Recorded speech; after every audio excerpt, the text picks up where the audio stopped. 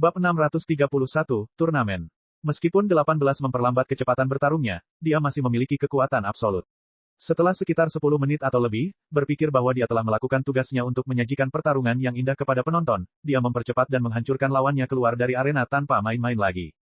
Berikutnya adalah pertandingan terakhir perempat final. Setelah perkenalan akrab pembawa acara, biksu dari kuil seni bela diri membunyikan gong, dan Fidel yang berdiri di bawah arena menyemangati dirinya dan melompat ke tengah arena. Berdiri di hadapan Fidel adalah seorang pemuda berusia 20 tahun yang mengenakan seragam seni bela diri dengan logo sekolah seni bela diri. Orang yang memasuki arena adalah seorang gadis kecil. Lawannya adalah Nancy, seorang seniman bela diri modern dari kota Yajirobe yang baru saja memenangkan turnamen seni bela diri remaja. Dia benar-benar bernasib buruk. Idiot, gadis itu bukan orang biasa, dia adalah putri Tuan Setan.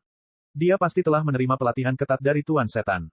Maka pertandingan ini akan menjadi luar biasa. Penonton mengutarakan pendapatnya masing-masing. Setelah mengetahui bahwa Fidel adalah putri setan, mereka membuang rasa jijik mereka sebelumnya dan dipenuhi dengan antisipasi di dalam hati mereka. Hei, jadi dia adalah putri setan. Tidak heran dia terlihat familiar. Xiaya memperhatikan Fidel saat dia memasuki arena, dan tidak bisa menahan diri untuk tidak berseru kaget, yang menarik perhatian Siling dan yang lainnya. Siling bertanya dengan heran, apa yang istimewa dari gadis itu? Xiaya tersenyum dan berkata, pernahkah kamu mendengar kabar dari orang lain? Dia adalah putri setan. Setan, Siling berpikir sejenak, itu pria dengan gaya rambut afro dari Cell Games. Dia adalah putrinya, dia terlihat sangat imut, dan kekuatan pertempurannya lumayan untuk penduduk bumi. Siling tidak memiliki kesan mendalam tentang setan dan hanya mengingat gaya rambut afro-nya yang halus. Dia berbalik untuk melihat ke arah Fidel dan mengangguk ringan dengan sedikit apresiasi di matanya. Kekuatan pertempuran Fidel, tentu saja, tidak bisa dibandingkan dengan Saiyan, tapi dia luar biasa karena memiliki kekuatan pertempuran seperti itu di usia muda. Ya, mencapai perempat final pada usia ini, dia cukup bagus. Xiaya berkata setuju. Dia tidak menyangka arus zaman akan begitu besar sehingga Fidel, yang seharusnya hanya menunjukkan bakat ini pada usia 16 tahun, akan berpartisipasi dalam turnamen seni bela diri dunia di usia yang begitu muda dan bahkan mencapai peringkat 8 besar. Tapi ini juga menarik. Xiaya terkekeh saat sudut mulutnya melengkung. Di arena, pertandingan telah dimulai. Tubuh halus Fidel berdiri di depan seniman bela diri modern Nancy, dan setelah membungkuk, dia mengambil posisi menyerang. Desir, bayangan melintas, meninggalkan bayangan buram. Karena kecepatannya yang terlalu cepat, banyak penonton yang berseru kaget. Namun lawan Fidel juga ahli bela diri. Setelah melihat Fidel menyerang, dia dengan tenang merespons sambil bergerak cepat. Bang, dampak dahsyatnya menyebabkan angin puyuh es meledak ke segala arah. Sosok dua orang terjerat bersama saat mereka terus bertukar pukulan.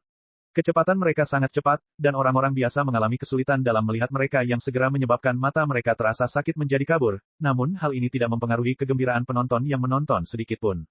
Justru karena itu, emosi penonton semakin memuncak, seolah-olah sebotol bensin dituangkan ke dalam api unggun dan kobaran api pun meletus.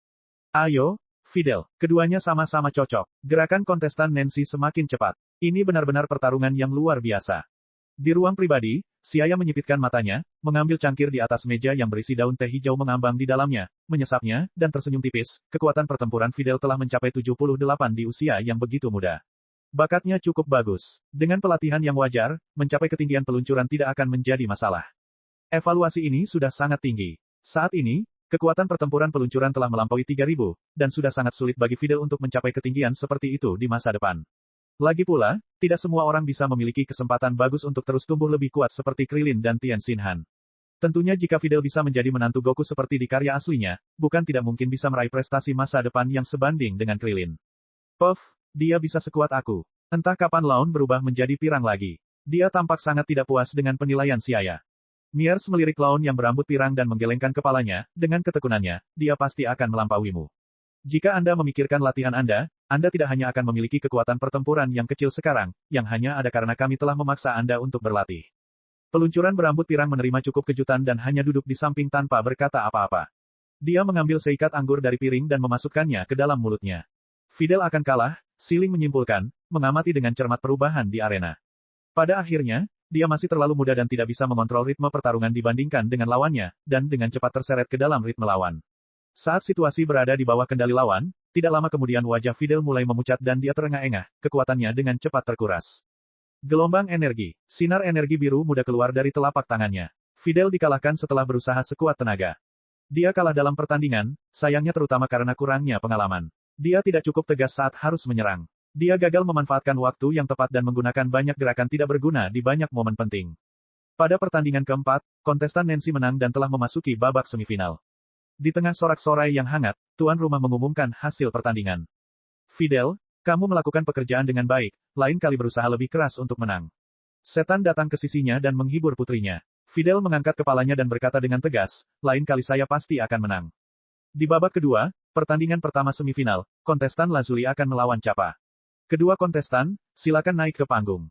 Pembawa acara mengumumkan pertandingan tersebut dengan lantang dan kemudian memperkenalkan, kontestan Lazuli, seperti juara turnamen seni bela diri sebelumnya, Tuan Setan, telah berpartisipasi dalam permainan sel 4 tahun lalu.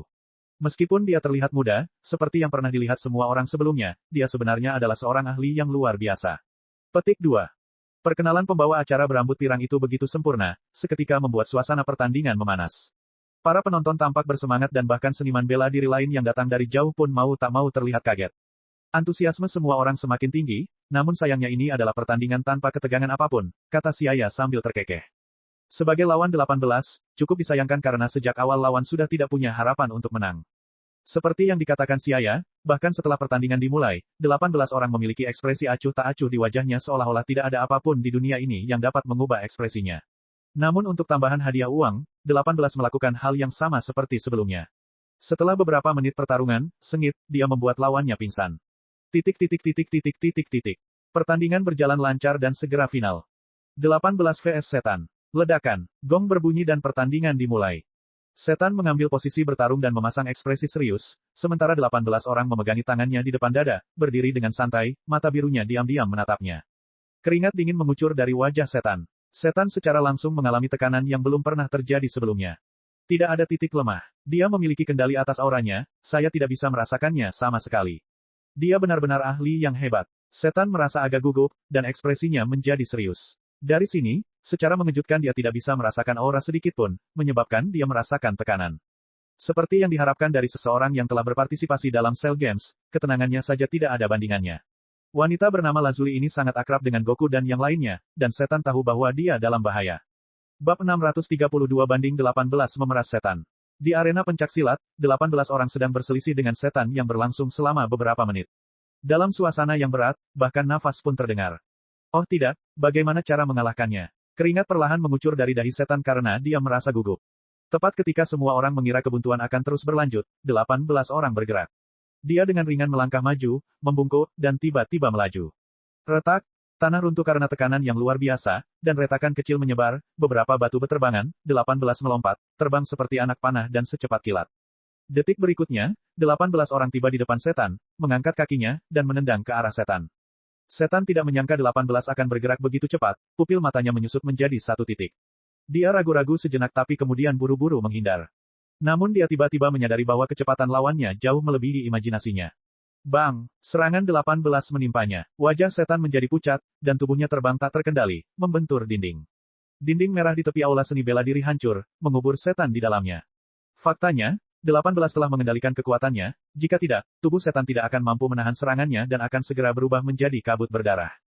Hal ini bertentangan dengan idenya untuk ikut serta dalam kompetisi memperebutkan hadiah uang. Dia mengirim ayah terbang. Fidel berdiri di pintu masuk aula kompetisi dengan tangan menutupi mulut, matanya penuh keterkejutan. Dalam hatinya, Setan selalu menjadi ahli hebat kedua setelah Goku dan yang lainnya, dan menduduki peringkat teratas di dunia seni bela diri di bumi. Tentu saja hal ini karena seringnya Setan menyombongkan diri di hadapannya. Lingkungan menentukan pandangan seseorang. Fidel tidak tahu perbedaan apa yang ada antara Setan dan ahli puncak yang sebenarnya. Terlebih lagi, ketika biasanya bertarung dengan ayahnya, dia yang kekuatan pertempurannya sekitar 400 selalu mengalahkannya dalam satu gerakan, jadi Fidel sangat mengagumi Setan. Itu sebabnya saat ini ketika Setan dikirim terbang pada usia 18 tahun, dia sangat terkejut.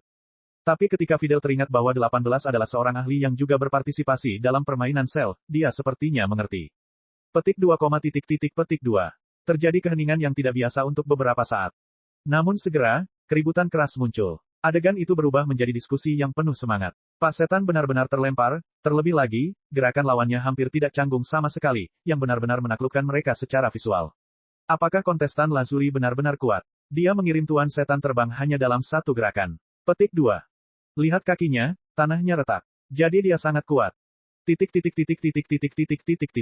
Itu menyakitkan. Setan menutupi perutnya dan bergegas keluar dari bebatuan yang runtuh, matanya merah. Sungguh sial, aku sama sekali bukan tandingannya. Mungkinkah dia juga ahli super seperti Tuan Goku? Setan tiba-tiba teringat bahwa selama permainan Sel 18 terbang bersama Goku dan yang lainnya. Kemungkinan kedua belah pihak berada pada level yang sama sangatlah tinggi. Memikirkan hal ini, sudut mulut setan gemetar dan dia merasakan keinginan untuk menangis di dalam hatinya. Namun, setan, yang merupakan orang yang sombong, menahan rasa sakit yang hebat dan berpura-pura tenang sambil berpose gagah dan mengaitkan jarinya ke arah 18. Sejujurnya, setan merasa sedikit khawatir. Dia telah mempelajari beberapa turnamen terakhir. Ia mengira akan mudah memenangkan kejuaraan kali ini, namun ia tidak menyangka akan bertemu lawan sekuat itu. Untungnya, sekarang sudah final, dan kekalahan tidak akan terlalu memalukan. Tentu saja, prasyarat untuk semua ini adalah dia harus berbelas kasihan. Kalau tidak, Tuan Setan yang Agung bahkan tidak akan bisa menerima satu gerakan pun dari seorang gadis dan gambarannya di benak Fidel akan hancur. Dia harus menunjukkan belas kasihan. Biarpun aku kalah, jangan buat aku kalah terlalu memalukan. Setan bergumam dalam hatinya.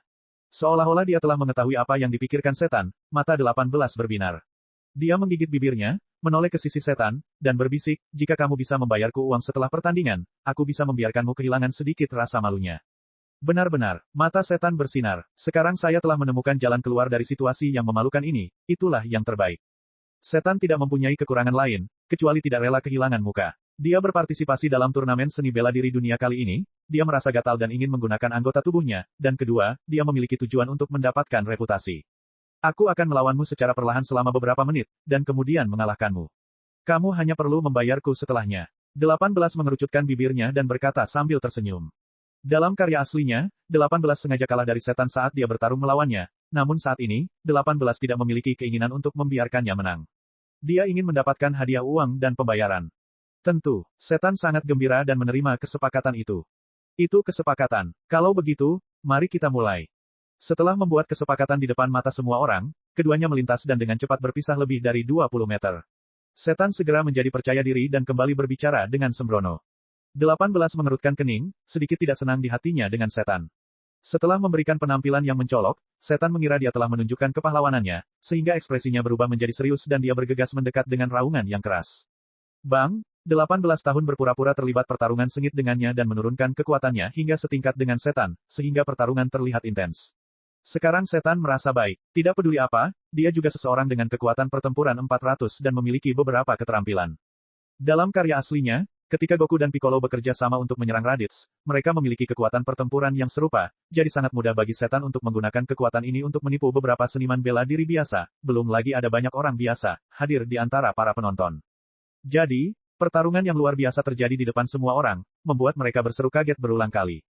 Hebat, ini adalah pertarungan tingkat puncak. Para penonton menyaksikan seolah terpesona dan tidak bisa menahan nafas. Bahkan seniman bela diri dengan keterampilan yang baik tidak menyadari bahwa ini adalah sebuah akting.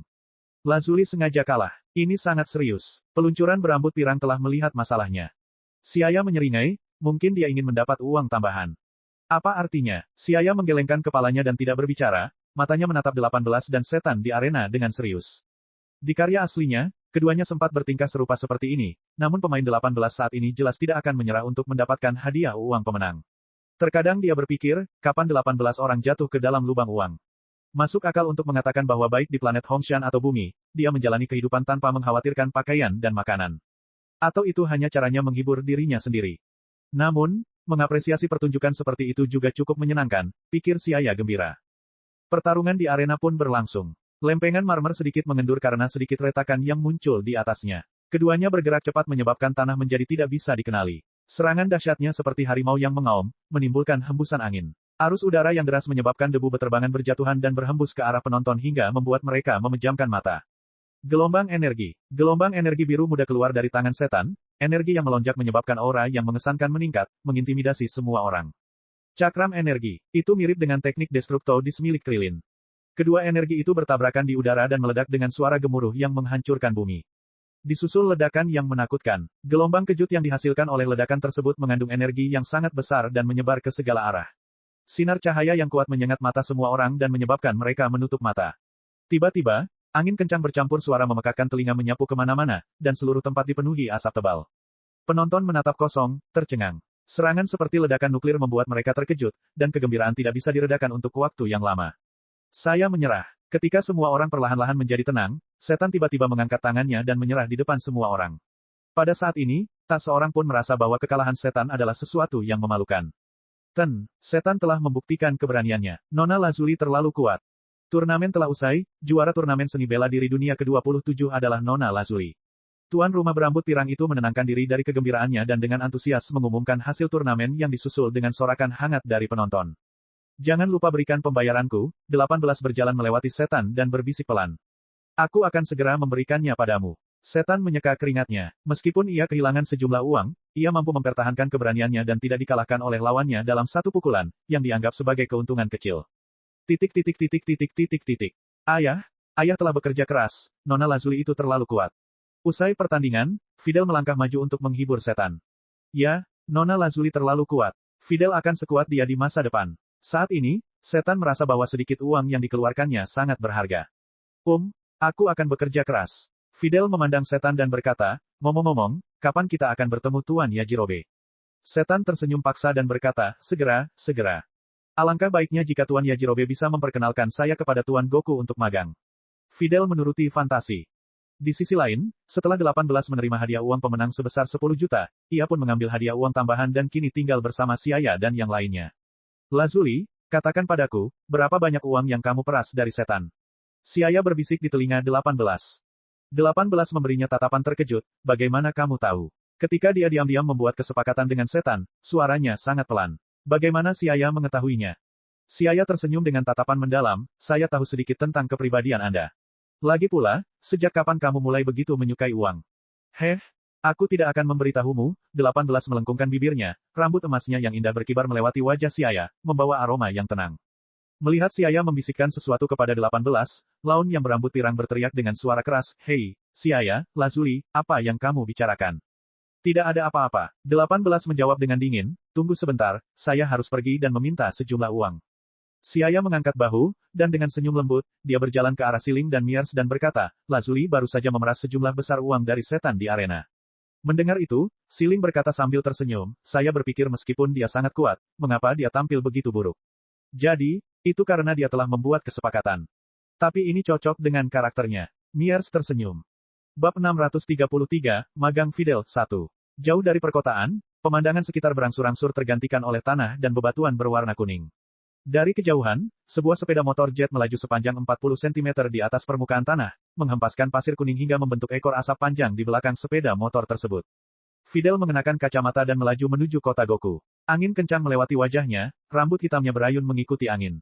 2 hari telah berlalu sejak turnamen seni bela diri dunia berakhir. Pada akhirnya, Fidel yang tidak bisa bertemu Yajirobe sesuai keinginannya, marah dan berangkat menuju kota Goku. Ayah berbohong kepadaku, dia tidak punya rencana untuk membawaku menemui Tuan Yajirobe. Fidel merasa sedih dan memulai perjalanan sendirian. Setelah setengah hari, dia secara bertahap memasuki daerah yang tidak berpenghuni. Fidel memarkir sepeda motornya di pinggir jalan, mengeluarkan peta dan memeriksanya dengan cermat. Setelah melakukan perjalanan lagi, saya akan memasuki area kota Goku. Menyingkirkan petanya, Fidel menyalakan sepeda motor jet dan melanjutkan perjalanannya. Benar saja, tidak butuh waktu lama sebelum garis kota mulai terlihat. Jika dia terus maju, dia akan mencapai kota Goku. Saat itu, dia melihat sebuah truk terbalik menghalangi jalan sempit, yang merupakan satu-satunya jalan menuju kota Goku. Terkejut, Fidel mengamati sekelilingnya saat sedikit keraguan muncul di matanya. Jalan ini hanya jalur kecil dan biasanya hanya digunakan oleh sepeda motor. Mengapa ada truk terbalik di sini? Fidel merasa aneh dan mengamati sekeliling dengan cermat. Dia segera menemukan jejak orang-orang yang sedang menyergap di belakang gundukan tanah di kedua sisi tidak jauh dari sana, dan segera mencibir, sepertinya saya bertemu bandit. Tapi melakukan penyergapan di jalan menuju kota Goku, apakah orang-orang ini punya masalah dengan otak mereka? Dia menunjukkan keraguan. Semua orang tahu kalau kini kota Goku menjadi salah satu dari 9 kota suci yang memiliki reputasi sama dengan tanah suci Korin.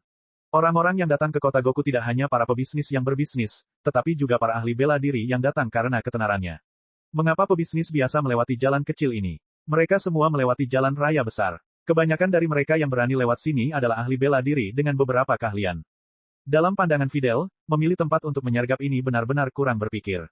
Atau mungkin mereka secara khusus menunggu seekor domba gemuk yang mau mengambil risiko putus asa. Tidak dapat dipungkiri bahwa ketika suatu kelompok melakukan suatu kejahatan, akan lebih mudah bagi mereka untuk berhasil melawan satu orang, namun demikian pula besar kemungkinannya untuk bertemu dengan seorang ahli. Namun sayangnya bagi mereka, Fidel adalah orang yang memiliki beberapa skill.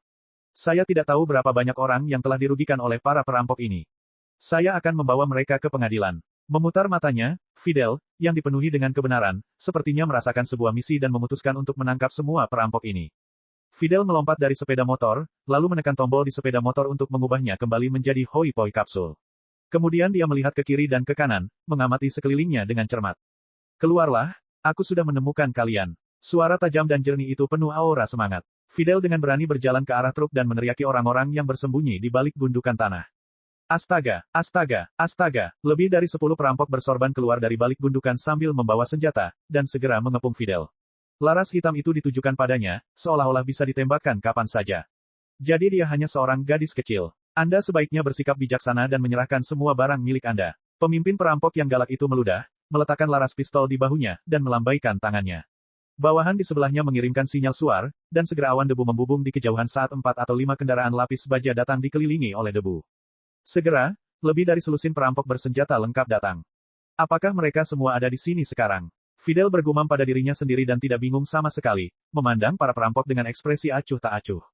Bos, dia sepertinya tidak takut pada kita. Bawahan di sampingnya berteriak. Pemimpin itu memukul kepala bawahannya dan berkata dengan ekspresi seram, kalau begitu, kamu tidak perlu bersikap sopan padanya. Bunuh dia, lalu cari kapsul Hoi Poi di tubuhnya. Lihat pakaiannya, dia pasti sangat kaya. Ya, setelah menerima perintah bos, lebih dari 30 perampok itu tertawa terbahak-bahak dan secara bersamaan mengarahkan senjatanya ke Fidel.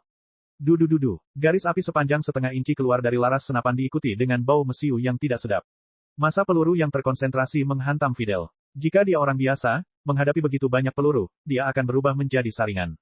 Tapi Fidel berbeda. Dia adalah seorang ahli bela diri, apalagi kekuatannya tidak lemah. Saat pelurunya melesat, dia dengan gesit mengelak ke kiri dan ke kanan. Kekuatan seorang seniman bela diri terungkap saat ini. Fidel merespons dengan tenang saat tubuhnya yang fleksibel seperti seekor danau, berlarian di depan para perampok. Bidik dengan benar, idiot, dia telah menghindarinya.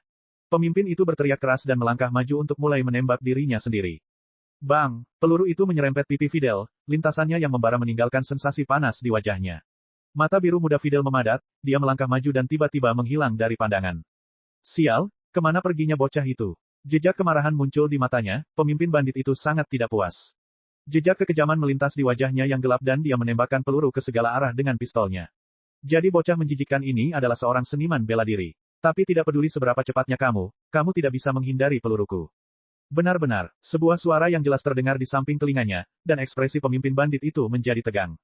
Dia terkejut melihat Fidel telah berdiri di depannya selama beberapa waktu, memegang sejumlah besar peluru perunggu di tangannya. Kleng, kleng, suara peluru yang jatuh ke tanah terdengar sangat jelas. Semua perampok tampak seperti baru saja melihat hantu ketika melihat ini dan mau tidak mau mundur beberapa langkah sebelum menelan ludah mereka. Dia menangkap pelurunya. Saya dapat melihatnya. Ekspresi pemimpin bandit itu terlihat sangat jelek. Pada saat ini, Fidel sedikit mencondongkan tubuh ke depan, lalu dengan cepat menghilang. Para perampok tiba-tiba menjadi gugup dan melihat sekeliling dengan waspada, tetapi hanya melihat sosok buram yang tak terhitung jumlahnya di mana-mana dalam pandangan mereka. Tiba-tiba perut mereka terasa sakit sekali, lalu mata mereka memutih dan pingsan. Terluka parah, puluhan sosok terjatuh ke tanah. Kamu ingin merampokku dengan keterampilan sepele seperti itu. Fidel bertepuk tangan dan mengibaskan asap senjata yang menempel di tubuhnya, lalu memasuki mobil lapis baja para perampok, menemukan seikat tali rami untuk mengikat para perampok, lalu mengeluarkan ponselnya untuk memanggil polisi. Setelah panggilan tersebut, Fidel memeriksa waktu dan hendak melanjutkan perjalanannya. Saat ini, bayangan melintas di langit, menarik perhatian Fidel. Dia mengangkat kepalanya dan terkejut menemukan awan emas ajaib di langit mengambang lebih dari 10 meter di atas tanah. Seorang anak laki-laki berambut ungu melambai padanya dan kemudian melompat turun dari awan emas.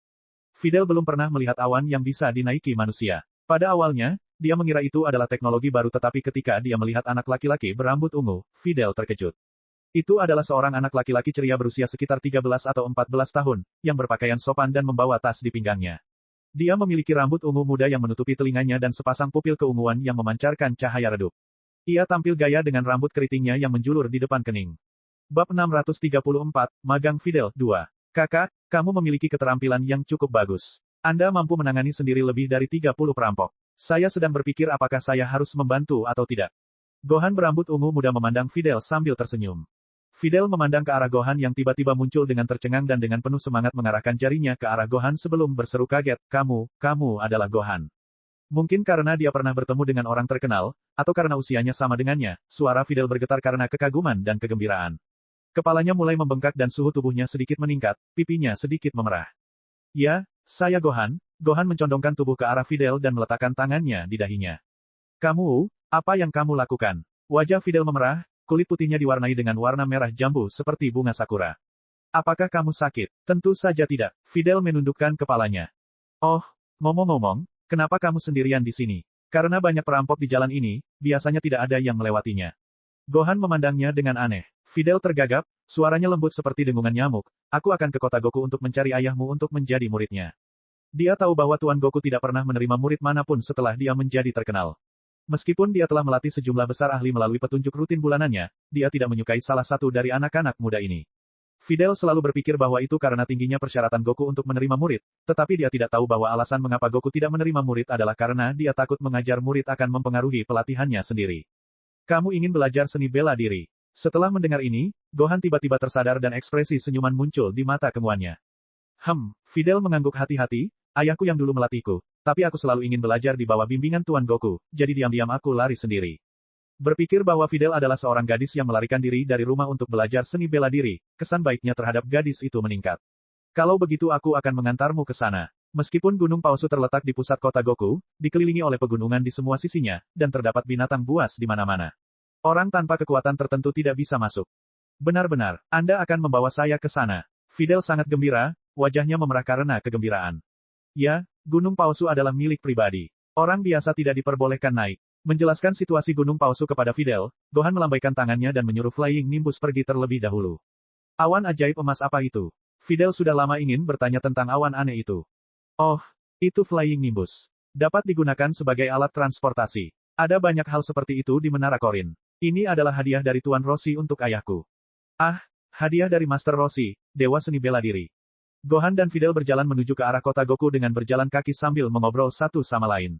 Selama obrolan mereka, Gohan mengetahui bahwa Fidel sebenarnya adalah putri setan. Omong-omong, dia bertemu setan selama permainan sel. Kak Gohan, bukankah kamu biasanya pergi ke sekolah? Segera setelah Fidel bertanya, dia merasa pertanyaannya konyol. Remaja di depannya ini pernah mengikuti Cell Games. Menurut ayahnya, kekuatan Tuan Goku dan putranya melebihi orang biasa. Apakah ahli seperti itu perlu bersekolah? Belum lagi seni bela diri kini dipuja di bumi. Status seniman bela diri sama dengan status ilmuwan.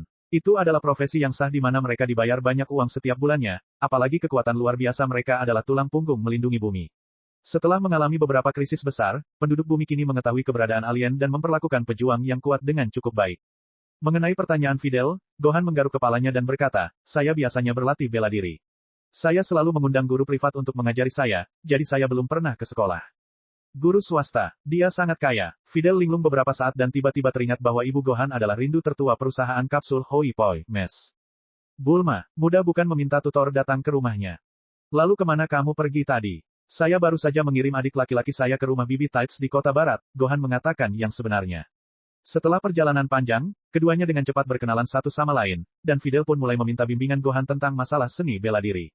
Harus dikatakan bahwa takdir memang sangat misterius. Dalam karya aslinya, Gohanlah yang mengajari Fidel cara menguasai Ki. Kini, Fidel yang memiliki landasan lebih baik memiliki pemahaman yang lebih komprehensif tentang Ki di bawah bimbingan Gohan. Beberapa jam kemudian, saat senja menjelang, beberapa awan vulkanik berangsur-angsur naik di Cakrawala. Gohan melayang di udara dan bergerak maju perlahan, dan tidak jauh darinya, Fidel dengan canggung mengendalikan tubuhnya, mengikuti Gohan yang melayang di udara. Ya, padatkan Ki di bawah kakimu dan angkat tubuhmu dan gerakan sedikit demi sedikit. Fidel, kamu cepat belajar. Gohan memuji pikiran cemerlang Fidel. Berkat kamu, kalau tidak, aku tidak akan bisa mempelajari seni melayang langit. Fidel menjulurkan lidahnya karena malu, wajahnya yang cantik tersenyum bahagia. Gohan segera mempercepat kecepatan terbangnya, gunakan seluruh kekuatanmu untuk mengimbangi, masih agak jauh dari gunung palsu. Jika kita tidak mempercepat, hari akan gelap saat kita tiba. Saya akan mencobanya. Fidel mengangguk penuh semangat, dan tak lama kemudian Gohan dan Fidel berakselerasi dan berangkat ke gunung palsu. Melewati kawasan perkotaan yang ramai, mereka perlahan-lahan melaju menuju gunung palsu di tengah pegunungan. Memasuki jalur pegunungan gunung palsu, vegetasi yang layu telah tergantikan oleh hutan lebat, dan terdengar suara gemerisik hewan-hewan kecil yang bergerak di dalam hutan. Hari menjadi lebih gelap di hutan besar lebih cepat daripada di kota. Karena langit berangsur-angsur menjadi gelap, saat mereka berjalan melewati hutan lebat, ada semacam perasaan damai. Puncak utama gunung palsu ada di depan. Gohan menunjuk ke puncak gunung yang menjulang tinggi di depan dan berkata dengan ekspresi tenang. Fidel menatap dengan ekspresi penuh harap dan kemudian terbang ke depan lebih cepat. Karena hendak melihat idolanya, Fidel terlihat bersemangat, namun di saat yang sama sedikit gugup, bertanya-tanya apakah Pak Goku akan menerimanya sebagai murid. Dia mengintip Gohan dari sudut matanya dan tiba-tiba menjadi lebih tenang. Astaga, dua sosok terbang di atas hutan seperti bayangan lincah dan mengagetkan segerombolan besar burung. Mereka melewati hutan dalam sekejap mata dan menghilang ke cakrawala. Area puluhan kilometer di sekitar Gunung Palsu merupakan wilayah pribadi milik keluarga Goku, dan pusat kota bumi juga telah mengakuinya. Bangunan-bangunan menjulang indah yang dibangun di sepanjang lereng gunung yang curam muncul di depan mata Fidel. Perpaduan teknologi modern dan estetika klasik memberinya perasaan menyegarkan. Gedung pelatihan ini dibangun oleh orang Veidaya atas instruksi Siaya dan lainnya ketika Goku menikah. Di rumah Goku, Siaya sedang mengobrol dengan Goku sementara di samping mereka, seorang gadis kecil berusia sekitar 3 tahun melihat ke kiri dan ke kanan dengan mata kecilnya yang keunguan dan terus meraih cangkir teh di atas meja dengan tangan kecilnya. Bula, jangan nakal. Bulma mengambil bula dan menaruhnya di bangku. Namun si kecil jelas tidak senang dan tubuhnya melayang kembali. Bulma tidak bisa menggendongnya lagi dan menatap Goku untuk menggendong anak itu dan jangan biarkan dia nakal. Apakah kondisi mental Bula lebih baik? Siaya mengambil secangkir teh dan menyesapnya. Berbicara tentang situasi putrinya, kekhawatiran melintas di wajah Goku dan dia menggelengkan kepalanya, sama seperti sebelumnya. Saat dia gelisah, dia benar-benar lepas kendali. Siaya sedikit mengangguk. Situasi Bula tidak dianggap sebagai Super Saiyan legendaris. Meskipun tubuhnya juga memiliki kekuatan yang sama, itu lebih karena kekuatan Saiyan terlalu kuat, melebihi apa yang bisa dia kendalikan. Begitu emosinya bergejolak, dia akan meledak dengan kekuatan yang menakutkan. Siaya awalnya ingin Mei Fei datang dan menjaga Bula, tapi setelah memikirkannya, dia membiarkannya. Alasan utamanya adalah kepribadian Mei Fei menjadi semakin tidak normal dalam 2 tahun terakhir, setiap hari bertingkah seperti orang gila dan tidak dewasa dan tenang seperti kakak perempuannya Silly. Dia sangat khawatir jika dia menyerahkan Bula kepada Mei Fei agar dia bisa menjaganya, dia akan membesarkannya menjadi psikopat wanita. Bab 635, Magang Fidel 3. Bulma khawatir dengan situasi putrinya dan bertanya dengan cemas, Siaya, apakah kamu punya metode untuk menyembuhkan kondisi Bula? Bagaimana jika suatu hari dia lepas kendali dan menyakiti seseorang? Harus dikatakan bahwa kekhawatiran Bulma bukannya tidak masuk akal, karena bagaimanapun juga ini adalah bumi. Ada penduduk bumi biasa di mana-mana. Energi Bula sudah sangat tinggi, tapi dia tidak mampu mengendalikannya. Jika dia kehilangan kendali, itu akan menjadi bencana besar. Siaya berpikir sejenak, dan berkata, awalnya, mengirim Bula ke planet Yardrat cukup cocok. Yardratian memiliki beberapa teknik rahasia untuk meningkatkan kekuatan mental. Sebelumnya Bardock dikutuk oleh seorang kanasan dan hanya setelah mempelajari teknik rahasia Yardratian barulah kutukan itu dapat ditekan. Namun baru-baru ini, planet Yardrat diserang oleh vampir. Kabarnya kerugian mereka cukup besar. Mungkin tidak tepat untuk pergi saat ini. Jadi, 2 hari kemudian, Goku dan aku akan pergi ke planet Metamor untuk melihatnya. Seni bela diri mereka sangat ajaib. Mungkin ada cara untuk menyembuhkan kondisi Bula. Dan mencari kekuatan bola naga lagi tidaklah baik. Menggunakan Dragon Ball adalah ide yang buruk. Lebih baik tidak menggunakannya jika memungkinkan. Bagaimanapun, ini adalah kekuatan eksternal, dan tentu saja tidak sebanding dengan peningkatan kekuatan mental dan mencapai kendali penuh atas tubuh. Kondisi Mei Fei saat itu sudah sedemikian rupa sehingga tidak ada jalan keluarnya. Tentu saja, meskipun mereka benar-benar ingin menggunakan bola naga, yang terbaik adalah menggunakan bola naga yang kuat, seperti saat Siaya menggunakan bola naga super untuk menyembuhkan kondisi mental Mei Fei. Karena kondisi Bula tidak sebanding dengan Mei Fei, tentu saja tidak perlu menggunakan Super Dragon Ball, namun, sejujurnya, kekuatan Dragon Ball bumi terlalu lemah. Jika harus digunakan, mereka dapat menggunakan Crystal Dragon Ball milik Siaya. Namun, sejak terakhir kali 18 membuat keinginan untuk membuat anting Potara, bola naga kristal tersebut masih tersebar di alam semesta 7. Siaya masih belum mengumpulkannya. Kalau begitu, kita hanya bisa melakukan ini. Bulma menghela nafas sedikit. Lebih baik mempunyai solusi daripada tidak sama sekali. Bulma juga ingin segera menyembuhkan masalah Bula. Langit di luar semakin gelap, dan cahayanya perlahan menghilang. Garis pemisah antara gunung dan cakrawala berubah menjadi hitam. Sistem penerangan di villa mendeteksi kekurangan cahaya dan secara otomatis menyalakan lampu. Bola lampu berwarna putih terang menyerupai matahari kecil, menerangi seluruh rumah seolah-olah saat siang hari. Sibuk, Bulma menyelesaikan makan malam mewah dengan bantuan robot hidup. Gohan pergi mengirim Goten ke tempat kakaknya, kenapa dia belum kembali? Di meja, Bulma bertanya dengan bingung sambil memberi makan Bula dari mangkuk kecil. Goku menggigit makanan di tangannya, menelannya, dan berkata, mungkin dia tinggal di rumah Tights dan tidak akan kembali. Tidak, aku baru saja menelepon dan dia bilang dia akan kembali. Bulma menggelengkan kepalanya. Saat ini, Siaya meletakkan peralatan makan di tangannya, melihat keluar villa, dan berkata sambil tersenyum, dia ada di sini. Ia bisa merasakan Ki Gohan sudah sampai di Gunung Palsu, terlebih lagi ada orang lain yang datang bersama Gohan yang ki-nya sangat lemah. Dia kembali. Bulma bertanya dengan ragu. Benar saja, dalam beberapa detik, pintu villa terbuka. Bulma melihat ke arah pintu dan melihat Gohan dan seorang gadis asing di pintu masuk. Ketika dia melihat Fidel, Bulma terdiam sejenak dan berpikir, dari mana Gohan membawa kembali gadis kecil ini, dia sungguh cantik.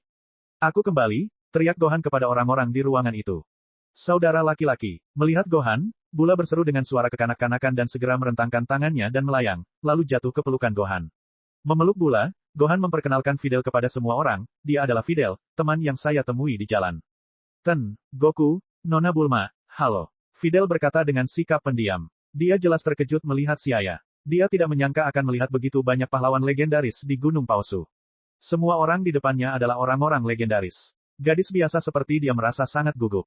Sebenarnya Fidel, menarik. Si ayah mengelus dagunya dan menunjukkan senyuman. Dia terkejut saat mengetahui bahwa orang yang bersama Gohan adalah Fidel yang baru saja berpartisipasi dalam turnamen seni bela diri dunia. Kapan keduanya bertemu? Bulma menilai Fidel dengan senyuman di wajahnya dan mengangguk puas. Kamu adalah teman Gohan, jadi panggil saja aku Bibi. Di saat yang sama, dia mengedipkan mata pada Gohan, matanya penuh senyuman saat melihat ke arah Gohan. Putranya cukup mampu. Dia membawa pulang seorang gadis di usia yang begitu muda. Inikah persiapan calon pengantin anak? Mungkin karena sifatnya, tapi disiplin Bulma terhadap Gohan cukup santai. Dia sendiri adalah orang yang tidak terkendali, jika tidak, dia tidak akan memulai perjalanan mencari bola naga sendirian ketika dia berusia 16 tahun. Halo, Bibi. Fidel menyapanya dengan suara rendah. Fidel, di mana keluargamu tinggal? Bulma senang dan mulai menanyakan situasi keluarga Fidel. Gohan mau tidak mau memutar matanya sementara wajah kecil Fidel memerah. Gohan berteriak dan memberitahu mereka alasan Fidel datang ke Gunung Palsu, apa yang kalian pikirkan? Fidel datang ke sini karena dia ingin belajar seni bela diri dari ayah. Tapi selain turun gunung sebulan sekali untuk memberi bimbingan, saya harus melakukan latihan sendiri di lain waktu. Goku mengerutkan kening, mengajar seorang murid kemungkinan besar akan menurunkan kemajuannya dalam pelatihannya. Dia selalu berusaha mengurangi waktu yang diinvestasikan di bidang ini. Terlebih lagi, dia tidak tahu bagaimana cara mengajar murid perempuan. Cici jauh lebih cocok dalam hal ini. Goku, aku sangat ingin belajar seni bela diri darimu, terimalah aku sebagai muridmu. Fidel memohon. Ya, ayah, Fidel sangat berbakat. Saya baru saja mengajarinya sebentar dan dia menguasai seni melayang langit. Gohan sangat merekomendasikannya dari samping. Ini, Goku menunduk dan merenung. Mendengarkan putranya, sepertinya gadis kecil bernama Fidel ini sangat berbakat, tapi dia tidak punya banyak waktu untuk mengajar muridnya. Goku, karena kamu memberikan bimbingan kepada orang lain setiap bulan. Mengapa tidak melakukannya untuk satu kali lagi? Bukankah sama? Bulma meletakkan tangannya di pinggul dan merengut ke arah Goku. Mengapa kamu tidak merawat gadis yang dibawa oleh putramu? Lagi pula, jika bakatnya memang sebagus yang dikatakan Gohan, tidak ada ruginya menerima murid seperti itu. Kali ini, si ayah tersenyum dan memutuskan untuk membantu Fidel dengan mengucapkan beberapa patah kata. Menurutku anak ini cukup baik. Bagaimana kalau Anda mengambilnya sebagai murid dan membiarkan Gohan mengajarinya seni bela diri? Anda dapat meluangkan waktu untuk memantau kemajuannya. Saya pikir Gohan mampu mengajar orang lain. Bukankah itu akan memuaskan kedua belah pihak? Ya, Gohan punya skill yang bagus, jadi dia bisa melatih Fidel. Bulma sepenuhnya berada di pihak Gohan dan Fidel. Goku berpikir sejenak, dan juga merasa itu akan baik-baik saja, dan berkata, baiklah, jika kamu bersedia menerimaku sebagai gurumu, aku dapat menjadikanmu sebagai muridku. Tentu saja saya bersedia. Fidel berteriak penuh semangat, wajah cantiknya memerah karena kegembiraan. Bab 636, Gohan dan Fidel. Goku mengangguk dengan ekspresi serius, kalau begitu, mulai sekarang, kamu akan menjadi murid sekolah penyu. Untuk saat ini, Gohan akan memandu Anda dalam pelatihan atas nama saya. Saya dapat memeriksa Anda kapan saja. Ya, saya pasti akan bekerja keras. Fidel menjawab keras dengan ekspresi sungguh-sungguh. Mulai sekarang, dia adalah murid Tuan Goku. Kegembiraan di hati Fidel tak bisa diungkapkan dengan kata-kata. Dia merasa seperti sedang bermimpi. Selamat, aku akan memanggilmu kakak muda mulai sekarang. Gohan berkata pada Fidel dengan senyuman di wajahnya. Fidel memandang Gohan dan berkata dengan penuh semangat, kakak Gohan. Oke, semua orang adalah keluarga. Gohan, kalian berdua belum makan kan? Saya akan menambahkan 2 set mangkuk dan sumpit. Masih banyak makanan tersisa di dapur. Bulma bertepuk tangan, bangkit, dan pergi ke dapur untuk membawakan peralatan makan Gohan dan Fidel. Bibi, biarkan aku membantumu. Fidel berdiri dengan rajin dan pergi membantu Bulma. Oke, si ayah diam-diam memperhatikan Fidel dan Bulma sibuk di dapur dan menghela nafas dengan emosi. Gohan dan Fidel telah menjadi kakak dan adik begitu cepat. Sudah takdir mereka bisa bersama lagi. Sungguh menakjubkan. Makan malam mewah berakhir di tengah hiruk-pikuk. Karena masih harus menyelesaikan masalah bulan nanti, si ayah menetap begitu saja di Gunung Palsu. Pada malam hari, bintang-bintang bersinar, dan tampak ada kain kasa perak yang megah dan indah tergantung di langit malam. Di ruang tamu kecil, Fidel begitu bersemangat hingga dia tidak bisa tidur. Dia mengeluarkan ponselnya untuk melihat waktu. Hari sudah pagi, jadi dia menekan tombol untuk menghubungi nomor setan. Setelah nada sambung singkat, suara khawatir setan terdengar di ujung lain telepon. Fidel, ayah tidak bermaksud membodohimu. Di mana kamu? Cepat kembali. Kamu sendirian di luar, ayah sangat khawatir. Ayah, saya di Gunung Palsu. Di mana? Suara di ujung telepon itu terkejut. Saya di Gunung Palsu, saya sudah menjadi murid Tuan Goku. Fidel tidak bisa menyembunyikan kegembiraan dalam suaranya dan duduk sambil memeluk bantal. Fidel, jangan berbohong pada ayah, cepat kembali. Setan memasang ekspresi menangis, mengira putrinya tidak mau memaafkannya dan berbohong. Apa yang saya katakan itu benar, saya benar-benar menjadi murid Tuan Goku. Suara Fidel meningkat beberapa desibel. Menyadari bahwa suaranya terlalu keras dan dapat mengganggu orang lain, dia merendahkan suaranya dan memberitahu setan apa yang terjadi hari ini dengan suara rendah. Setelah mendengar cerita putrinya pergi ke kota Goku dan bertemu Gohan, setan pun menjadi heboh. Apakah kamu benar-benar bertemu Gohan, dan kemudian menjadi murid Goku? Baik itu Goku dan Gohan, keduanya jauh lebih menonjol dari dia. Jika putrinya benar-benar mendapat kesempatan untuk berhubungan dengan mereka, maka itu adalah berkah 3 kehidupan. Apa yang saya katakan itu benar, kata Fidel bangga. Awalnya, Guru Goku sedikit ragu-ragu, tetapi Tuan Siaya membantu saya dengan mengucapkan beberapa patah kata, dan baru kemudian guru itu akhirnya mengalah, berpikir bahwa tanpa beberapa kata dari Siaya, dia mungkin akan melewatkan kesempatan seperti itu. Fidel sangat berterima kasih kepada Siaya. Maksudmu sih, Siaya, kamu bertemu dengannya. Terdengar suara menelan air liur dari ujung telepon yang lain, dan setan menarik napas dalam-dalam. Ia tidak menyangka putrinya tidak hanya bertemu Goku dan putranya tetapi juga bertemu dengan pahlawan legendaris. Itu Tuan Siaya, seorang ahli hebat yang dapat menghancurkan planet ini dalam hitungan menit. Setiap kali dia memikirkan pertempuran yang lebih sengit setelah permainan sel di mana bahkan benua di bumi hancur menjadi 2, penghormatan setan terhadap Siaya seperti sungai yang bergelombang, tak berujung. Ya, itu berkat Tuan Siaya. Fidel mencatat kebaikan ini di dalam hatinya. Yah, kamu harus bekerja keras. Tuan Goku adalah ahli hebat yang jarang terlihat. Yang akan saya katakan selanjutnya adalah rahasia, jangan beritahu orang lain. Sebenarnya, sesama murid junior Tuan Goku, Nona Cici, adalah kami saat ini. Kamu sekarang adalah murid sekolah penyu, jika kamu berlatih dengan serius, kamu mungkin bisa mencapai ketinggian yang sama dengan Nona Cici di masa depan. Setan mengetahui beberapa rahasia bumi yang hanya diketahui segelintir orang di bumi. Aku akan bekerja keras. Fidel sangat terdorong. Setelah menutup telepon, dia menerkam tempat tidur, mengaitkan selimut dengan kakinya, dan berguling-guling di atas spray sambil memegang selimut, tapi dia tidak merasa mengantuk sama sekali. Waktu berlalu, matahari dan bulan membalikkan posisinya. Di malam yang gelap, cahaya kemerahan perlahan muncul di sisi lain cakrawala. Hari berikutnya, Fidel dan Gohan sedang berdebat di ruang terbuka di depan villa. Tidak, harus dikatakan bahwa Gohan sedang membimbing Fidel. Dia telah menekan kekuatannya ke tingkat yang sama dengan Fidel dan membimbingnya untuk lebih menguasai keterampilan dan konsep sekolah penyu. Fidel, aku menyerang. Crash! Gohan mengangkat telapak tangannya dan tiba-tiba mendorongnya keluar. Angin puyuh yang dahsyat melesat ke arahnya seperti lempengan batu tebal yang mendorong ke arahnya. Fidel mengungkapkan cacatnya dan seluruh tubuhnya terlempar bersama angin puyuh. Gohan telah mengendalikan kekuatannya dengan sangat tepat dan mampu membuat Fidel terbang tanpa menyakitinya. Hampir saja, aku hampir menabrak tembok. Fidel menyeka keringat dingin dan melayang di udara, mata biru mudanya dipenuhi keterkejutan. Sangat bagus. Ketika Anda telah menyelesaikan keterampilan dasar ini dan tidak kewalahan karena situasi yang tidak terduga, kita dapat melanjutkan ke tahap pelatihan berikutnya. Kata Gohan sambil tersenyum, rambut ungu mudanya berkilau di bawah sinar matahari. Fidel berbeda dari Saiyan. Gohan mengetahui hal ini, jadi tidak mungkin melatih Fidel seperti Piccolo yang melatihnya.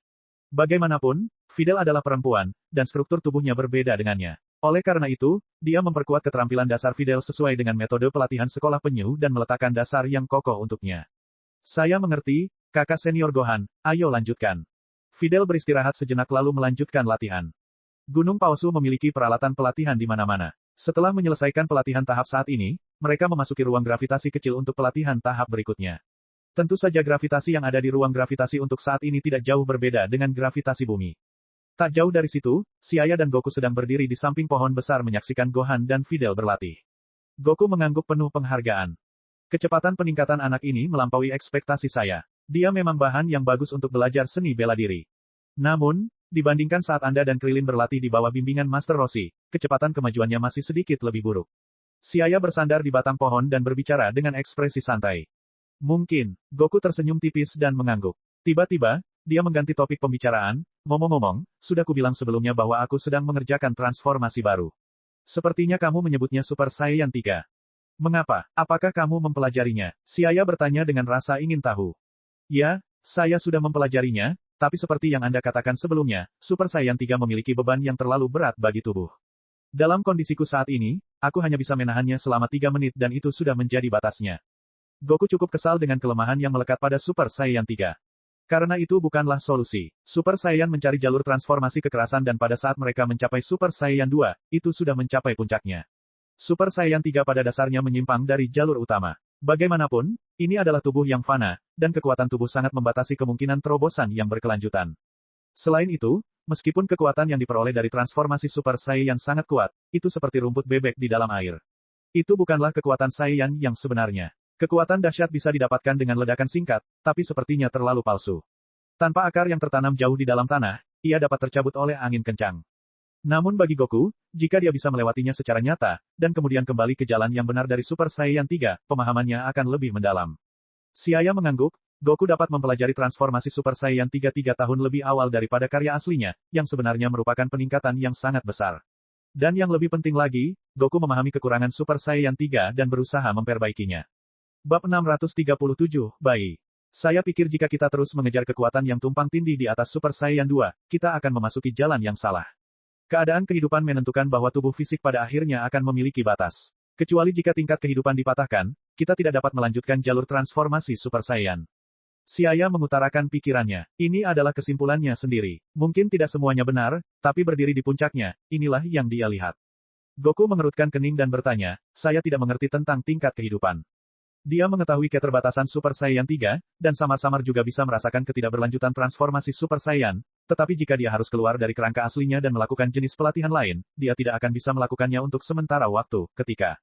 Siaya dengan sabar berkata, setelah mencapai Super Saiyan 3, langkah selanjutnya yang harus Anda ambil adalah meningkatkan status hidup Anda dan mengerahkan upaya pada realem dan meningkatkannya ke level tubuh fisik Anda. Kalau tidak peduli seberapa banyak kamu berlatih, itu akan sia-sia. Bentuk kehidupan yang berbeda memiliki batasan yang berbeda dan tentunya tidak sama. Saiyan dianggap sebagai ras tingkat menengah.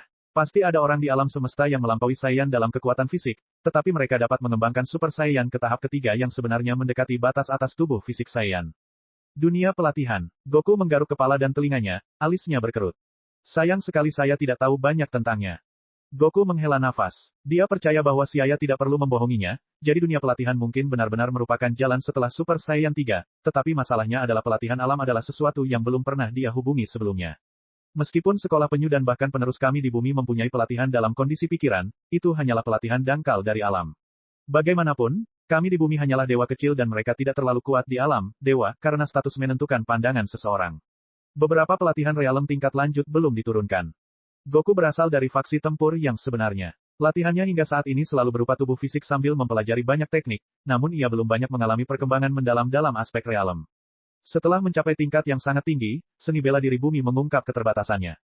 Terlebih lagi, setelah bertransformasi menjadi Super Saiyan, metode sederhana dan kasar untuk meningkatkan kekuatan menjadi jauh lebih jelas. Ketika selalu bertarung melawan ombak, keterampilan bela diri tidak lagi efektif di hadapan kekuatan absolut. Sekarang dia ingin segera berbalik, menyerah pada metode sebelumnya dan mempelajari metode lain. Ibarat putar balik 180 derajat, akan ada hambatan yang besar. Tidak masalah jika ada perlawanan yang besar, Anda bisa mempelajarinya secara perlahan. Saya hanya dapat memberitahu Anda bahwa di masa depan Anda tidak bisa begitu saja melatih tubuh Anda secara membabi buta. Pemahaman tentang alam juga sangat penting. Seseorang harus makan satu persatu, melakukan sesuatu selangkah demi selangkah. Siaya tahu bahwa sulit bagi Goku untuk segera memahaminya. Jika bukan karena itu ketika dia baru saja memasuki tahap Super Saiyan 2, dia memiliki kesempatan untuk berhubungan dengan Whis dan Kai tertinggi waktu dan berlatih di planet Dewa Penghancur, dia juga tidak akan tahu pentingnya dari alam. Pada tingkat tinggi, baik tubuh fisik maupun alam sangatlah penting. Yang disebut satu langkah maju, Siaya telah memimpin dalam aspek awal yayasan.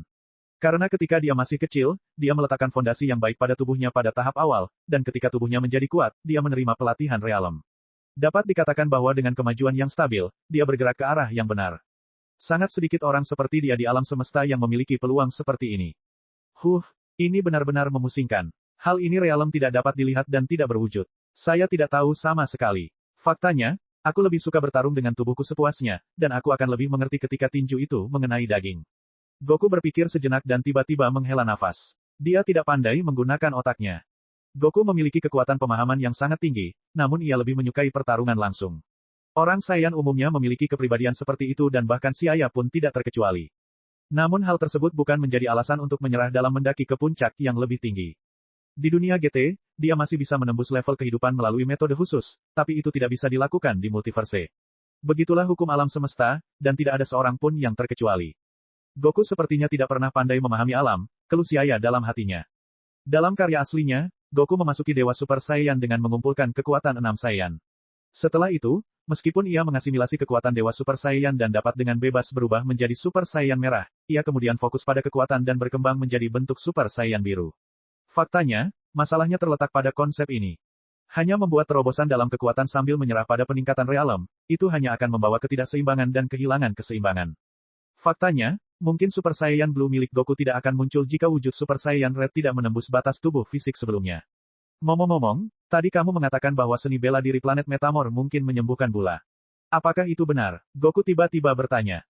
Saya hanya bisa mengatakan kemungkinannya sangat tinggi. Seni bela diri Metamoran sangat ajaib. Beberapa di antaranya bahkan di luar kategori pencaksilat. Mirip dengan sihir, seperti teknik fusi yang sebelumnya digunakan oleh Siling dan Miers serta teknik vakum yang diedarkan di planet Hongshan.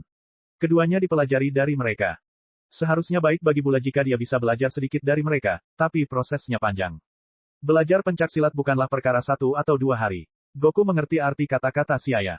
Saat Anda mengatakan itu, saya merasa sedikit gatal dan sangat ingin merasakan seni bela diri ajaib itu. Goku benar-benar maniak bela diri.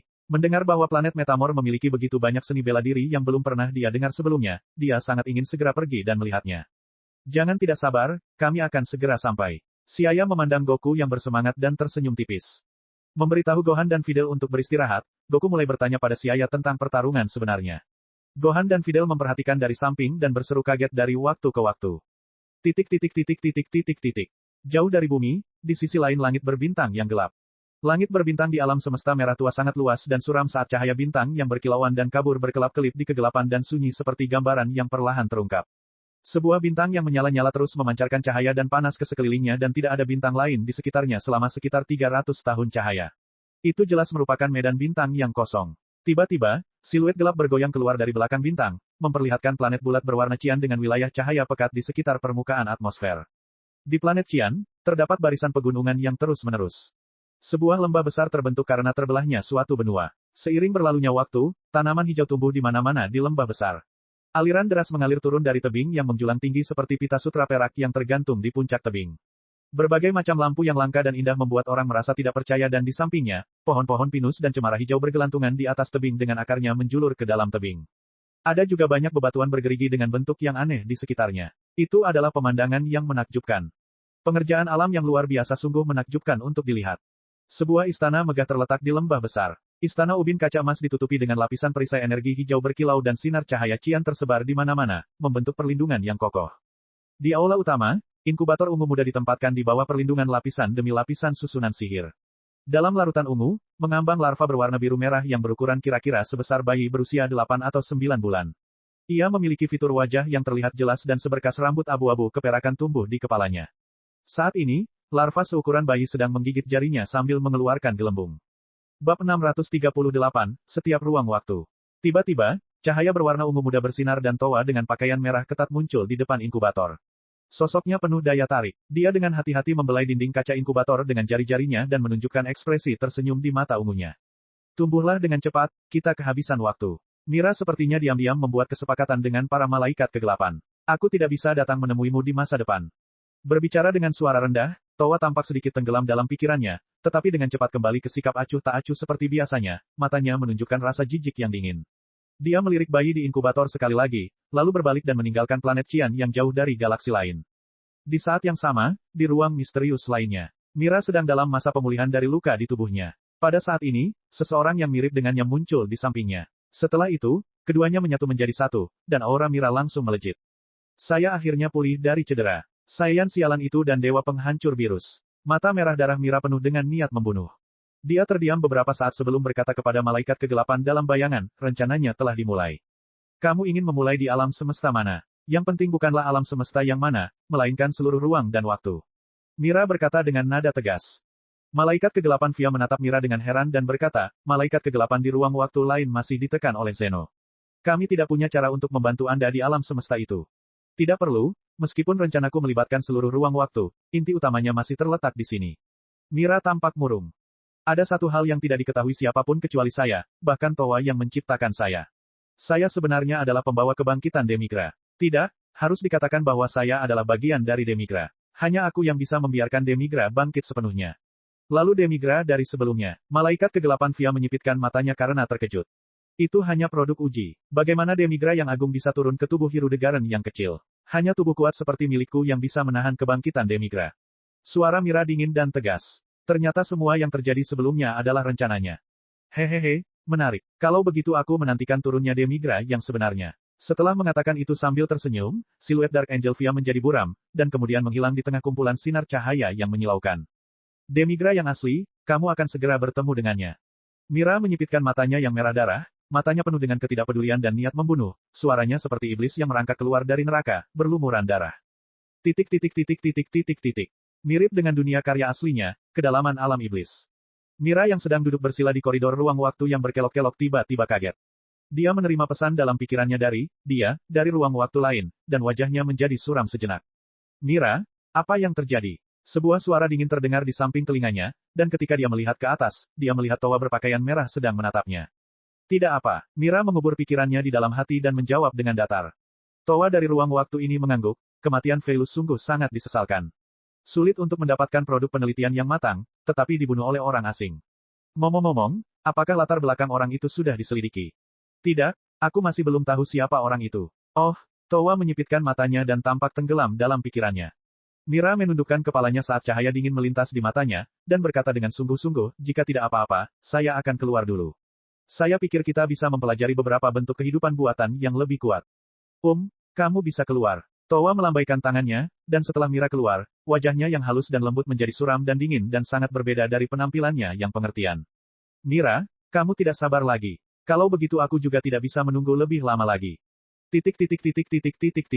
Dunia Trunks. Bertahun-tahun setelah Trunks memusnahkan android dan mengusir sel, krisis besar lainnya menimpa bumi. Dabura, Raja Alam Iblis, mengikuti Babidi dan datang ke bumi, tetapi kekuatan Trunks mengejutkan mereka. Pada akhirnya, bahkan Kai tertinggi timur, yang selalu takut pada Majin Buu, dengan berani bergabung, tetapi Majin Buu akhirnya dibangkitkan. Hehe, aku telah mengubah pedang Kai tertinggi menjadi batu dan kartu truf terakhirmu hilang. Kai tertinggi, dengan patuh menerima kematianmu. Majin Buu, cepat bunuh Kai tertinggi dan Super Saiyan itu. Dabura memberi perintah pada si gemuk merah muda. Bunuh. Mata Majin Buu menjadi berbentuk bulan sabit, dan banyak lubang gelap di kepala dan tubuhnya mengeluarkan uap mendidih. Dunia ini telah memulihkan kedamaiannya dengan kesulitan yang begitu besar. Bagaimana saya bisa membiarkan Anda menghancurkannya? Trunks dengan marah berubah menjadi Super Saiyan 2, tapi kali ini, Kai tertinggi memblokir di depan Trunks. Kai sama tertinggi, Batang, cepat pergi. Sekarang Majin Buu telah dibangkitkan, semuanya sudah terlambat. Kamu adalah satu-satunya orang di dunia ini yang memiliki kesempatan untuk menghentikan Majin Buu, jadi kamu harus bertahan. Tetapi, mundur, kamu harus terus tumbuh lebih kuat, lalu singkirkan Majin Buu. Ya, saat pertempuran terkait nasib seluruh alam semesta ini sedang berlangsung. Di luar bumi, Mira melakukan perjalanan cepat melintasi alam semesta, menerima pesan dari dunia lain. Kemudian, dia melihat ke lokasi alam iblis, berbalik, dan terbang keluar dari alam semesta 7. Rencananya sudah dimulai. Demigra yang lengkap sedang dibangkitkan. Dunia prajurit api emas. Kegelapan besar melanda seluruh dunia. Kai tertinggi timur dari dunia suci Kai gemetar dan wajahnya menjadi pucat. Mira dari 4 multiverse semuanya akan beraksi. Dunia siaya. Alam semesta 10. Dentang, ruangannya bergetar. Sosok Mira menyeberang dari alam semesta 7 dan menatap langit berbintang di alam semesta yang luas dan dalam. Mira mencibir tanpa ekspresi apapun, lalu wajahnya berubah seram. Biarlah ini menjadi panggung kebangkitan Demigra. Memikirkan hal ini dalam hatinya, Mira mulai mencari planet yang paling ramai. Medan Bintang Barat. Planet Kriya merupakan planet super raksasa dengan diameter lebih dari 100 kali lipat diameter bumi, dan gravitasinya juga jauh lebih tinggi dibandingkan bumi. Ada triliunan makhluk hidup yang hidup di planet ini, dan pada hari ini, planet Kriya mengalami hari tergelapnya. Makhluk hidup yang tak terhitung jumlahnya terbunuh dalam badai yang tiba-tiba dan tidak terduga. Langit telah terbelah dengan retakan yang dalam dan menakutkan, retakan ruang waktu berwarna merah tua yang membentang dari kutub selatan hingga kutub utara, seperti tauti yang tidak pernah penuh, terus-menerus melahap makhluk hidup di planet ini, dan kemudian seolah-olah sihir misterius telah mulai berlaku, daging dan jiwa semuanya diubah menjadi potongan-potongan kristal berwarna merah darah yang berkilauan dan tembus cahaya. Itu adalah perjuangan yang menyedihkan. Setelah melahap planet Kriya, Mira berpindah ke target berikutnya dengan ekspresi dingin. Hari-hari kelam seperti itu berlangsung selama 6 atau 7 hari, dan berkurangnya jiwa secara tiba-tiba akhirnya menarik perhatian dunia bawah. Dunia bawah, Raja Neraka dari bintang ini sedang duduk di kursi besar, membuka-buka buku prestasi jiwa dunia bawah, wajahnya yang lebar berkeringat banyak. Apa yang sedang terjadi? Hal ini telah berlangsung selama beberapa hari. Apa yang terjadi di dunia orang hidup? Mengapa jumlah jiwa yang memasuki dunia bawah tiba-tiba berkurang begitu banyak? Di masa lalu, ketika bencana terjadi di dunia kehidupan, peningkatan tajam jiwa di dunia bawah juga terjadi dari waktu ke waktu. Meskipun Raja Neraka dunia bawah dan anggota staf dunia bawah akan sedikit sibuk pada saat itu, bagaimanapun juga, ini semua adalah situasi normal dalam pengoperasian hukum dan transisi antara yin dan yang tidak dalam keadaan seimbang. Tapi sekarang, jumlah jiwa yang memasuki dunia bawah tiba-tiba berkurang, dan itu bukanlah hal yang normal. Tidak bisa, ini harus dilaporkan. Aku hanya tidak tahu apa yang terjadi di dunia bawah galaksi lain. Tidak apa-apa jika itu hanya dunia bawah West Starfield, tapi jika situasi ini mencakup seluruh alam semesta, itu akan sangat buruk. Raja Neraka hanya mengontrol pekerjaan percobaan jiwa. Situasi spesifiknya harus ditentukan oleh seseorang di atasnya seperti Kai Agung, dan bahkan Kai tertinggi. Bab 639, Bencana Alam Semesta 10. Apa yang dilakukan Raja Neraka dunia bawah tidak dapat dianggap cepat, tapi ketika berita tersebut dilaporkan melalui semua tingkatan dan berulang kali dikonfirmasi untuk dikirimkan ke dunia suci Kai, 2 hari lagi telah berlalu sejak hilangnya jiwa-jiwa dalam skala besar. Kali ini, situasi seperti itu tidak hanya terjadi di West Starfield tetapi di seluruh alam semesta dalam skala besar. Jelas sekali, ini adalah krisis yang mempengaruhi keseluruhan alam semesta 10. Alam semesta 10, dunia suci Kai. Di balik lorong besar dengan simbol Jie, Kai tertinggi Gowasu yang berkulit kuning sedang melihat laporan dunia fana dengan ekspresi serius sementara Zamasu dan Tapion berdiri di belakangnya di kedua sisi. Alam semesta 10 adalah dimensi yang sangat luas, dan terdapat banyak bintang di bawahnya, tetapi sekarang fenomena pengurangan jiwa telah meletus pada saat yang sama, saya khawatir ada seseorang yang memanipulasi sesuatu dari belakang. Gowasu menghela nafas dalam-dalam dan menyerahkan laporan itu kepada Zamasu dan Tapion. Setelah Zamasu dan Tapion selesai membaca laporannya, wajah mereka pun menjadi muram. Jumlah total jiwa di dunia kehidupan dan dunia bawah selalu berada dalam keseimbangan.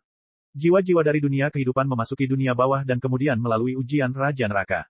Orang yang mempunyai nilai pahala yang tinggi masuk surga sedangkan orang yang mempunyai nilai kejahatan yang tinggi masuk neraka.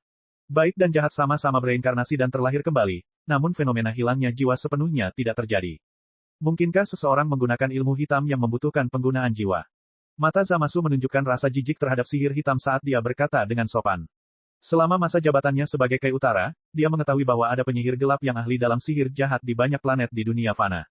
Ketika mereka berkorban kepada makhluk iblis, mereka sering menggunakan cara yang sangat kejam. Tapion di sebelahnya setuju, sangat mungkin planet Konats memiliki penyihir gelap yang menggunakan jiwa sebagai korban. Tapi tentang pengorbanan sebesar itu, saya belum pernah mendengarnya sebelumnya.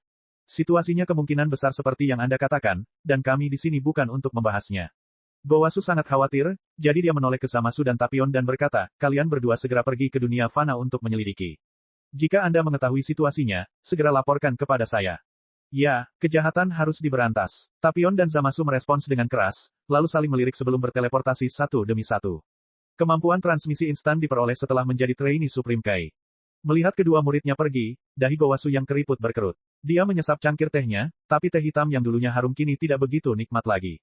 Masih merasa tidak nyaman, dia mengeluarkan bola kristal untuk menyelidiki sendiri situasi dunia fana. Planet terang yang tak terhitung jumlahnya melintas melalui bola kristal seperti melihat bunga dari atas kuda. Planet-planet itu bersinar biru muda atau merah tua, mengorbit dengan mulus pada orbitnya. Tidak ada yang tidak normal. Setelah menyelidiki ribuan planet layak huni secara terus-menerus, tidak ada masalah besar yang terjadi. Kemudian Gowasu mengalihkan perhatiannya ke planet Kriya di mana jiwa-jiwa telah menghilang terlebih dahulu, namun saat itu, bola kristal itu meredup dan ketika dia melihat lagi, dia tidak melihat apa-apa. Gowasu berdiri dengan, ekspresinya sangat serius. Apa yang terjadi sebelumnya di luar dugaannya. Bahkan kemampuan investigasi Kai tertinggi pun bisa diblokir. Ekspresi Gowasu menjadi serius. Masalahnya tampaknya menjadi lebih menyusahkan. Sebagai salah satu dari dua dewa tertinggi di seluruh alam semesta, Kai tertinggi bertanggung jawab atas berfungsinya alam semesta dan penciptaan planet yang dapat dihuni. Dapat dikatakan bahwa selain beberapa tempat di kedalaman alam iblis, tidak ada tempat di alam semesta yang tidak dapat dilihat oleh Kai tertinggi. Namun saat ini, sebuah planet layak huni di dunia fana mampu menghalangi penyelidikan Kai tertinggi. Sadar bahwa itu adalah masalah serius, Gowasu menenangkan diri dan terus menggunakan bola kristal tersebut untuk menyelidiki planet lain. Banyak bintang muncul di bola kristal, dan semakin banyak planet yang diblokir ditemukan, jumlahnya telah melebihi 10.000. 10.000 planet yang dapat dihuni dan masing-masingnya adalah planet yang sangat besar dengan makhluk hidup yang tak terhitung jumlahnya. Berapa banyak jiwa yang telah tertelan? Hal seperti itu jarang terjadi dalam sejarah alam semesta 10. Gowasu memeluk kepalanya dengan ekspresi tertekan di wajahnya. Sekarang masalahnya bukan lagi milik Kai tertingginya saja, tetapi membahayakan seluruh alam semesta 10. Gowasu menyadari bahwa dia perlu menghubungi Dewa Penghancur Rumshi sama dan Malaikat Kusu. Langit berbintang di dunia fana. Sebuah cahaya berkedip sejenak sebelum sosok Zamasu dan Tapion memasuki kehampaan alam semesta, dan latar belakang alam semesta yang berwarna merah tua dan dalam memasuki pandangan mereka. Sejak Zamasu menjabat sebagai Kai Utara Galaksi Bima Sakti, pemahamannya tentang alam semesta berada di atas Tapion. Kami akan menuju ke arah yang berbeda secara terpisah. Jika kami menemukan sesuatu yang tidak biasa, kami akan menggunakan anting Potara untuk segera menghubungi orang lain. Oke, berhati-hatilah saat bertindak. Merumuskan strategi, keduanya berpisah dan berangkat ke arah yang berbeda. Beberapa menit kemudian, Zamasu memasuki area yang diselimuti kegelapan. Planet besar yang seharusnya ada di sini telah tertutup sepenuhnya. Menyadari energi gelap menjijikkan yang menembus kehampaan, seperti pusaran besar yang terus melonjak dan berubah bentuk, mata Zamasu bersinar dengan cahaya dingin dan dia terjun ke dalam energi gelap itu. Di area yang diselimuti kegelapan, sepertinya ada lapisan kabut tebal di depan matanya, dan pandangannya menjadi kabur. Berapa banyak nyawa tak berdosa yang telah ditelan oleh energi jahat sialan itu. Ekspresi Zamasu gelap saat dia menyipitkan matanya. Benar saja, dunia ini masih membutuhkan baptisan keadilan, gumam Zamasu, seolah memperkuat keyakinannya. Jika saya bisa memiliki kekuatan Dewa Penghancur sama yang tak tertandingi, saya pasti akan melenyapkan semua kegelapan yang mengancam dunia. Bahkan dia sendiri tidak menyadari bahwa secara tidak sadar dia merasa tidak puas dengan para dewa yang memiliki kekuatan besar tetapi tidak melakukan uji tuntas, dan tunas pemberontak yang telah berakar di hatinya bertunas, dan selama kesempatan itu matang, itu bisa saja terjadi, terus berkembang. Zamasu melewati kegelapan pekat di luar planet, dan akhirnya memasuki bagian dalam planet, namun pemandangan kejam yang dilihatnya membuatnya merasakan sedikit kedinginan di sekujur tubuhnya. Kota yang ramai berubah menjadi reruntuhan, dan mayat-mayat berserakan di mana-mana di jalanan dan gang. Wajah mereka tampak mengerikan, ada yang memegangi lehernya kesakitan sebelum tercekik, ada yang kesulitan merangkak ke depan, cakarnya terentang ke depan dengan kaku. Mereka pernah mengalami rasa sakit yang luar biasa sebelum kematian mereka. Jiwa orang-orang ini diambil secara paksa sebelum kematian mereka, dan mereka sangat kesakitan sebelum kematian. Orang tua, wanita, bayi, tidak terkecuali. Karena emosi negatif makhluk hidup juga merupakan salah satu sumber energi gelap, manusia di sini tidak mudah mati. Bajingan sialan, metode yang kejam. Zamasu mengepalkan tangannya yang gemetar, dengan urat menonjol di dahinya. Dia mengertakkan gigi karena marah dan ingin memusnahkan semua orang jahat. Benar saja, Guru Gowasu salah. Yang dibutuhkan dunia ini adalah keadilan sejati, dan bukan yang disebut-sebut sebagai petunjuk dan kebenaran. Hanya ketika semua makhluk jahat dicekik di buayannya, dunia akan membawa masa depan yang cerah. Dan aku satu-satunya yang menyadari hal ini. Seolah-olah dia telah memahami arti hidup yang sebenarnya, Zamasu dengan penuh semangat membuka tangannya dan cahaya dingin melintas di wajah tegasnya, ekspresinya perlahan menjadi menyeramkan. Bab 640, Luka Parah Tapion. Di sisi lain, saat pemikiran Zamasu sedang mengalami perubahan, Mira terus menyebarkan tujuan besarnya untuk memurnikan planet. Setiap kali makhluk hidup di sebuah planet menghilang di depan matanya, dia bisa merasakan jantung yang membara di tubuhnya berdetak dengan gedebuk, dan kekuatan milik Demigra bangkit di dalam tubuhnya. Penampilan Mira juga berubah dan cenderung ke arah Demigra. Mira, Demigra, mereka sama saja. Kecuali Mira, hanya sedikit orang yang mengetahui rahasia ini. Di zaman kuno, jejak kesadaran Demigra keluar dari celah waktu dan merasuki Towa, yang masih anak-anak, dan mengendalikan Towa untuk menciptakan apa yang disebut makhluk buatan Mira, yang sebenarnya adalah pembawa untuk membangkitkan dirinya sendiri di dunia, masa depan. Dan hanya Mira satu-satunya yang mengetahui semua ini. Untuk menunjukkan bahwa dia hanyalah mainan buatan Towa, Mira bersikap rendah hati, berusaha untuk tidak menunjukkan hubungan langsung dengan Demigra, untuk mencegah Towa mengasosiasikan mereka satu sama lain, dia bahkan menciptakan Hirudegarden sebagai alat kebangkitan Demigra. Tentu saja, ini semua hanya kedok untuk menipu Towa. Hehe, itu sudah cukup. Ada cukup energi untuk kebangkitan Demigra. Kulit biru pucat Mira menegang dan pikiran gila melintas di matanya. Dia melakukan banyak hal, tentu saja, tidak hanya untuk membangkitkan Demigra, karena dia tahu bahwa meskipun tubuh utama Demigra telah sepenuhnya terbangun, dia tidak akan sekuat Dewa Waktu, apalagi menjadi tandingan Dewa Penghancur. Menjadi orang lemah saja tentu bukan hal yang diinginkannya. Dia bahkan bisa hidup mengasingkan diri untuk jangka waktu yang lebih lama untuk mencapai tujuan ini. Namun, kemunculan malaikat kegelapan telah memungkinkan dia untuk menggunakan rencananya saat ide gila lahir di dalam hatinya. Dia ingin memanfaatkannya untuk menghidupkan kembali Demigra, dan juga melakukan fusi multidimensi. Begitu multi Demigra yang sebenarnya terbangun, dia yakin baik Dewa Penghancur maupun para malaikat tidak akan menjadi tandingannya. Saat itu eranya akan menjadi milik Demigra. Malaikat kegelapan adalah sisa dari era terakhir yang ditindas oleh Zeno. Tujuan mereka sama dengan tujuan saya saat ini. Bagaimanapun, kami akan menghidupkan kembali Demigra terlebih dahulu, untuk mencegah masalah yang tidak terduga. Mira sangat menantikannya, tapi sampai Demigra yang asli dibangkitkan, hati Mira tidak akan tenang. Melalui metode ruang waktu, dia menghubungi dirinya yang lain di beberapa alam semesta paralel dan mereka membuat rencana bersama pada waktu yang bersamaan. Setelah menerima beberapa pesan dari dirinya yang lain, mulut Mira sedikit terangkat dan ekspresinya menjadi bersemangat. Tapi saat ini, cahaya dingin muncul. Mira berseru kaget dan mendongak untuk melihat Tapion menebaskan pedang besar ke arahnya. Mira, mati. Gelombang suara aneh ditransmisikan dalam ruang hampa. Tapion menggunakan kekuatan penuhnya, kekuatan mengerikan itu melekat pada pedang besar itu. Dentang, Mira mengulurkan telapak tangannya tanpa ekspresi dan memegang ujung pedang Tapion dengan tangannya, lalu mencibir sambil mengerahkan kekuatan di lengannya dan melemparkannya keluar. Tapion bersama pedangnya terlempar seperti peluru artileri, menghantam meteorit di kehampaan.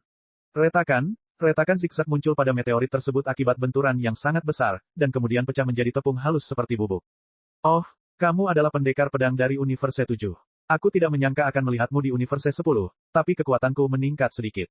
Sayangnya menurutku, kamu masih lemah seperti semut.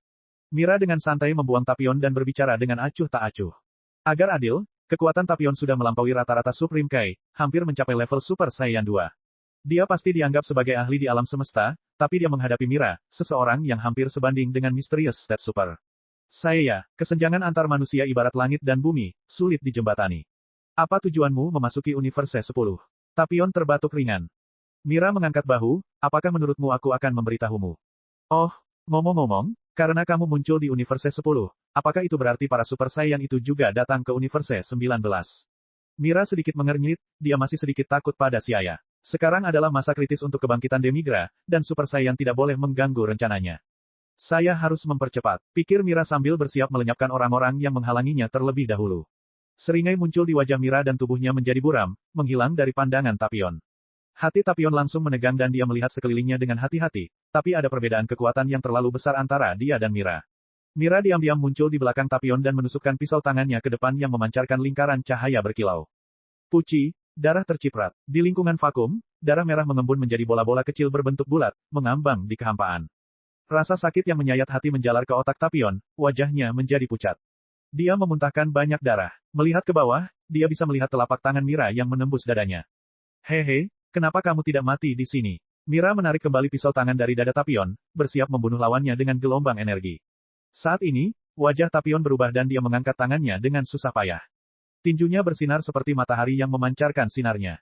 Tinju bintang, cahaya menyilaukan menusuk mata Mira, menyebabkan dia tanpa sadar mengangkat tangan ke depannya untuk bertahan.